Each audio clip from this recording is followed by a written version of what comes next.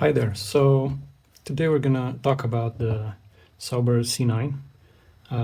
This is the Tamiya kit, but we'll also discuss about other kits from Tamiya, other versions of C9, and also the Hasegawa C9.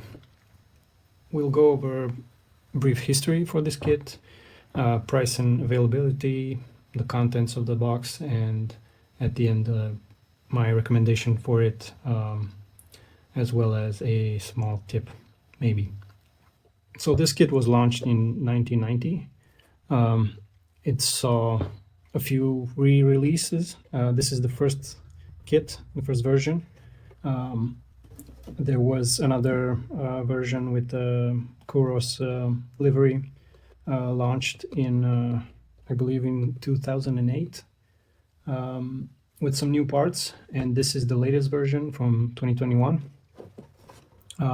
Yeah, I believe this is discontinued. I've seen that some sites still have this for sale, but it's not in stock, so I'm guessing it's not really a stock issue. It has been discontinued. So this version is from 2021, the latest one. The difference with the base or the first version is that it has a few new parts. It has photo etch parts and also decals from Cartograph. So this kit is priced now around 50 euros. Yeah, basically from 40 to 80, 90 euros, depending where you get it. It is quite in demand.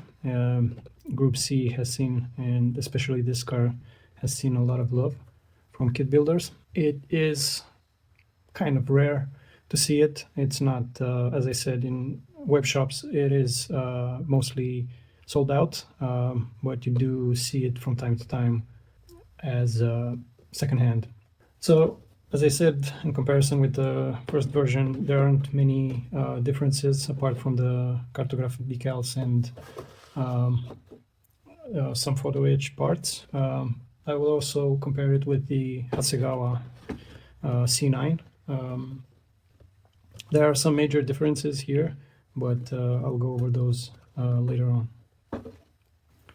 So for the contents of the kit, this is a highly detailed kit in true Tamiya fashion. For that time, they would build these two sprues with the engine and mechanical parts, and also the interior, the body, glass, another sprue with the chassis, and that's it. The quality is very good.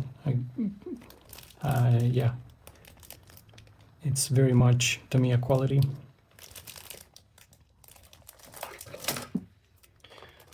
Now, there are some fitment issues that I've read about online.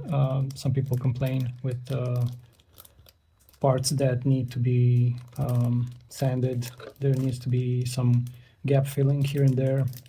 There's also a prevalent issue with the front of the car where you have these air intakes for the brakes that the instructions say you should fit to the chassis, and then body comes on top of that, but it doesn't fit very well. From what I understand, people glue the brake intakes to the body and then to the chassis. So yeah, maybe do some test fits beforehand, see how it goes. Other than that, the quality is very good. A little bit of flash here, nothing major. I think these kits are pretty well made and people seem to like them a lot. You can choose to build it as it is, but a lot of people use these kits for super detailing, where they add wires to the engine and aftermarket parts that enhance the detail, like super detailed springs and so on.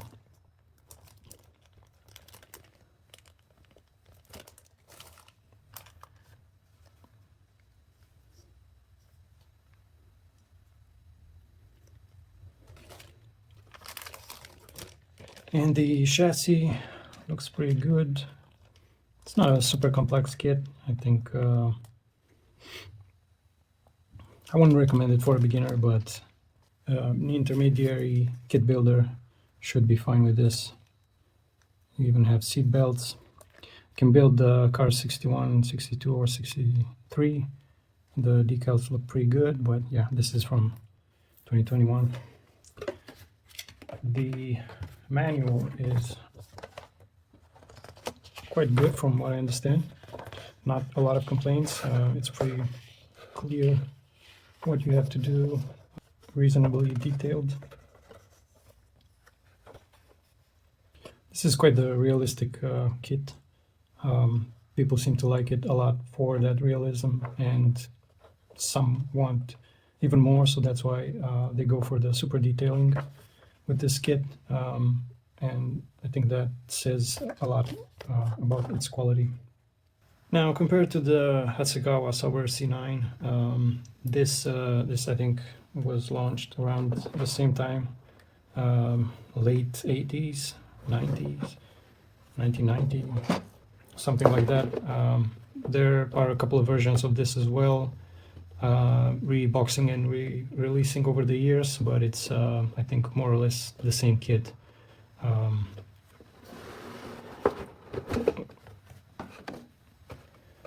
The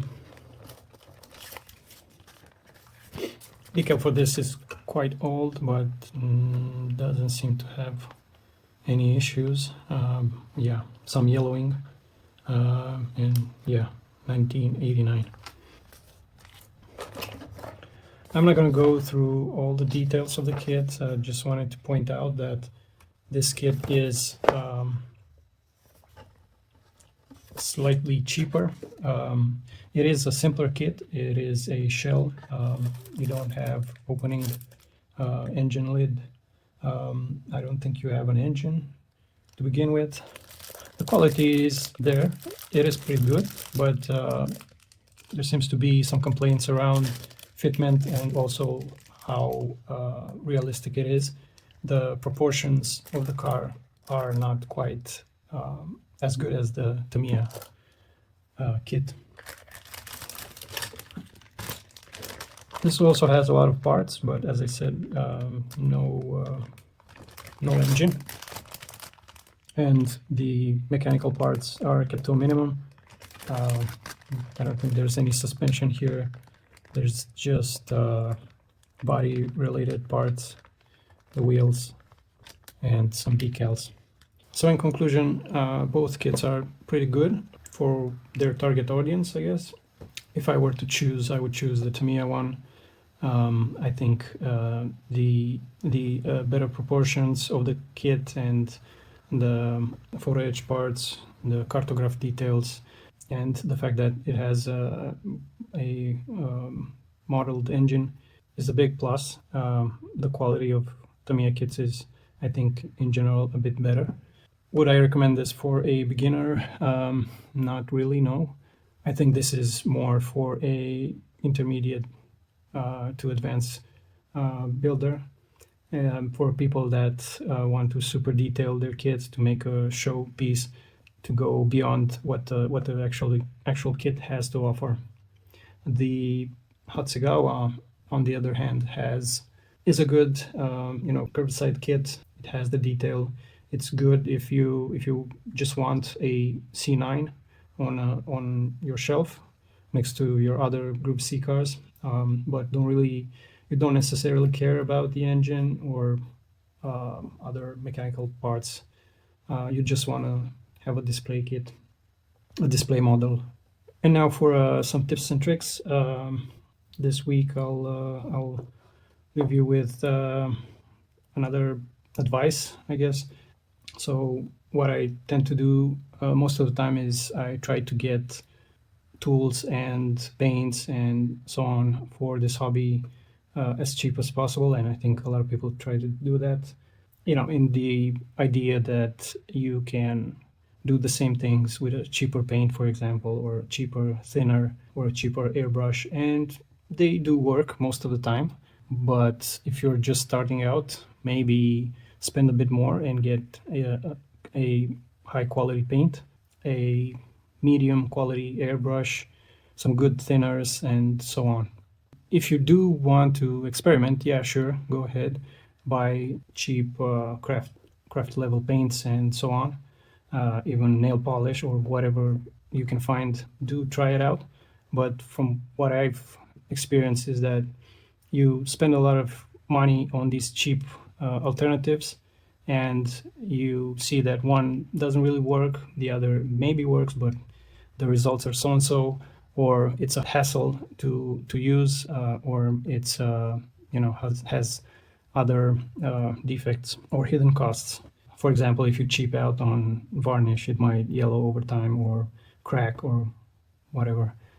And so the idea is, it's good to experiment. Yeah, try to get stuff cheaper, but don't cheap out on everything. And definitely think about how much more money you invest in testing out different thinners or primers or paint that don't really work, instead of buying something of quality from the start. If you just invest, and you'll be much better off with something that is a bit pricier, but known to be of quality. I guess that's it, and thanks and goodbye.